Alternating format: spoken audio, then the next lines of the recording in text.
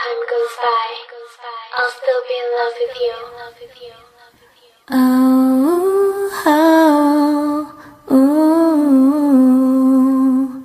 Hey. This one goes out for y'all, for all the lovers around the world.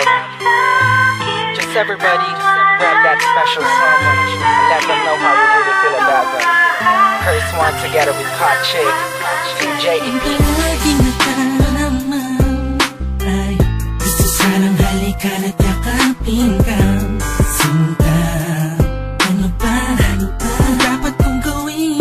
Pwede bang sabihin mo sa'kin kahit di na alanganin?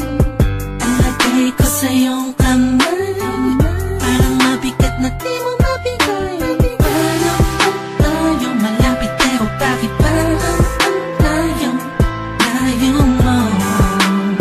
Sa tuwing magkausap tayo, naunahan kagad ang kaba, tapos kagad nagagalit ka. Di ko naman alam kung bakit ba.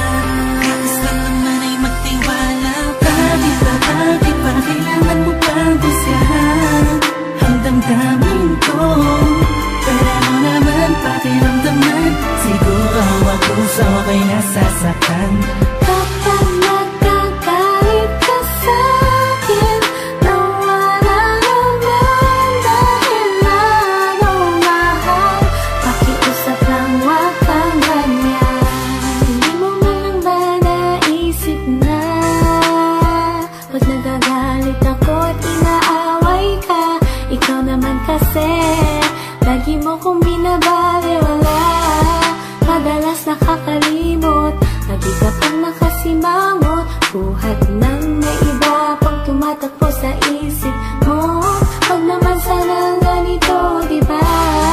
Nasasaktan din naman ako pag nag-iisip ka na meron akong iba. Wala ka na dapat ipag-alala,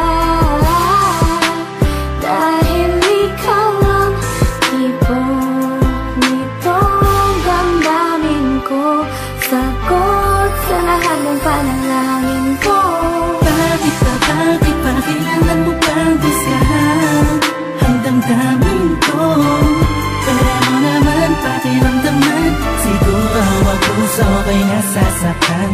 Kapag nagkagalit ka sa'kin, nawala naman dahil lalong mahal. Pakiusap lang, wag kang ganyan. Wag nang magalit kung minsan ako'y di mo maintindihan, dahil nasasaktan ako. Pasensya na. Sa pagiging sensitibo minsan, maramdaman mo sana at yung maunawaan ang gusto kong iparating sa'yo. Kung meron mang tampo, huwag nang palakihin para di nagumulo. Sabay natin harapin ang panibagong bukas na may ngiti sa mga labi natin. Ano mang problema'y kakayanin. Kahit ano gagawin ko,